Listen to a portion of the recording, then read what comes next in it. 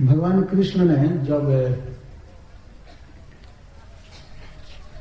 कालिया को इस तरह से मारा अपने पैरों से और उसके फण सब छत विछत हो गए और उसके मुख से खून का वमन होने लगा, रक्त का वमन होने लगा और बिल्कुल कमजोर हो गया, तो उसकी पत्नियां अपने बच्चों को आगे करके और भगवान से आकर के कालिए के जीवन दान के लिए प्रार्थना करने लगे।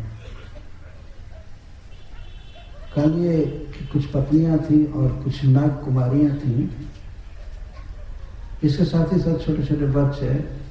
तो सुखदेव गोस्वामी कहते हैं कि नाग पत्नियां अपने बच्चों को आगे करके भगवान से आकर के विनय करने लगी। बच्चों को आगे क्योंकि इसलिए कि बच्चों को देख करके भगवान कृष्ण को दया आ जाएगी। आखिर आज ये कालिए मर जाएगा तो इन बच्चों का कौन होगा, कौन पालन करेगा?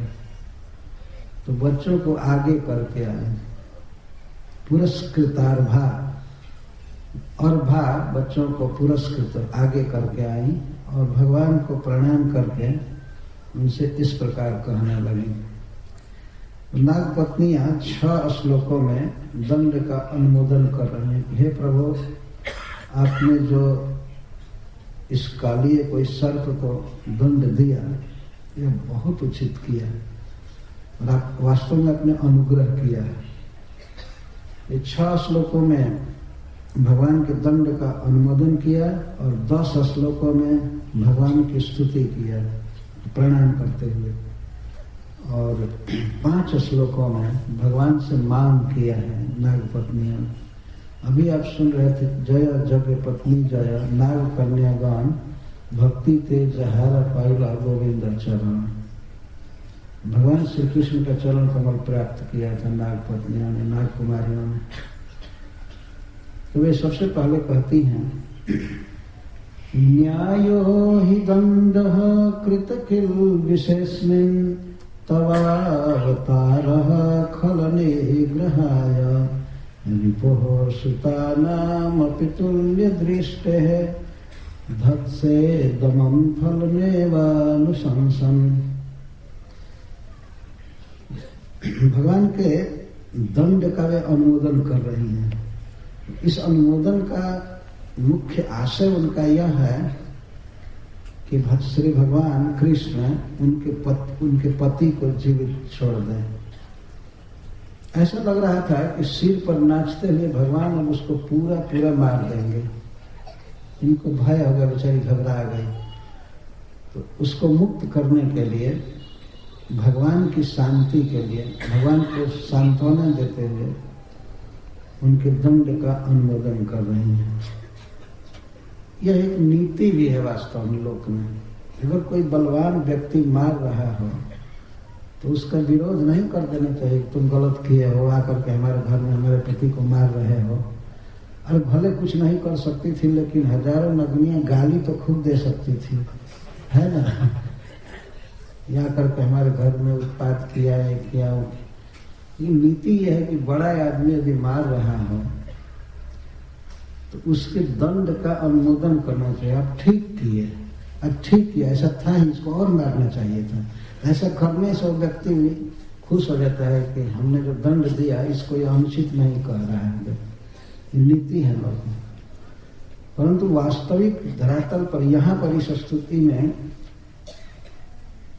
इन श्लोकों में यही वो कह रहे हैं। वास्तव में समझ नहीं है कि भगवान ने जो दंड दिया है यह अनुग्रह किया है, इन पर कालिए पर अनुग्रह किया है। सूरदास जी ने तो लिखा है कि भगवान ने जैसी कृपा कालिए पर की वैसी किसी पर आज तक नहीं की थी। पूतना आदि को उन्होंने मातृगति दे दिया, ठीक है, लेकिन अपने चरण कमल को इतना मारना सिर पर और निशान बन गया था।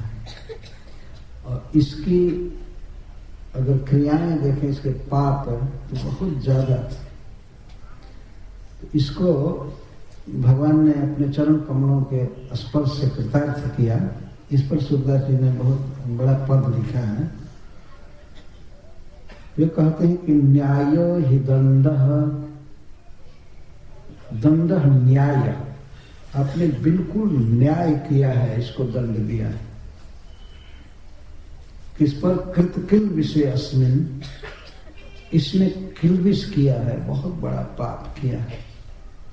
कम से कम इस जन्म में तो हम इसको जानती हैं, पहले क्या था कहा था इसको हम नहीं जानती हैं। इस जन्म में पाप के अलावा इसने कुछ किया ही नहीं।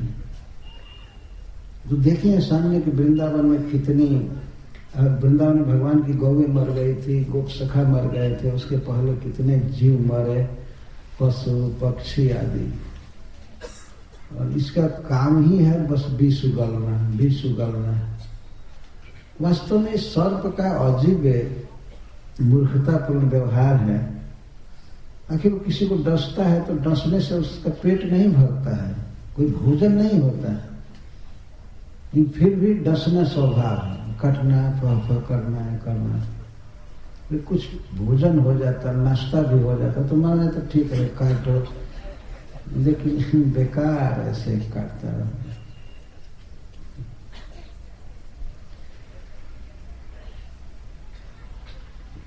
तो नाग पत्नियां कह रही न्यायो ही दंड कृतकिल विशेषमिन, इसने किलबिश किया है, इसने बहुत बड़ा पाप किया है, दुख दिया है जीवों को।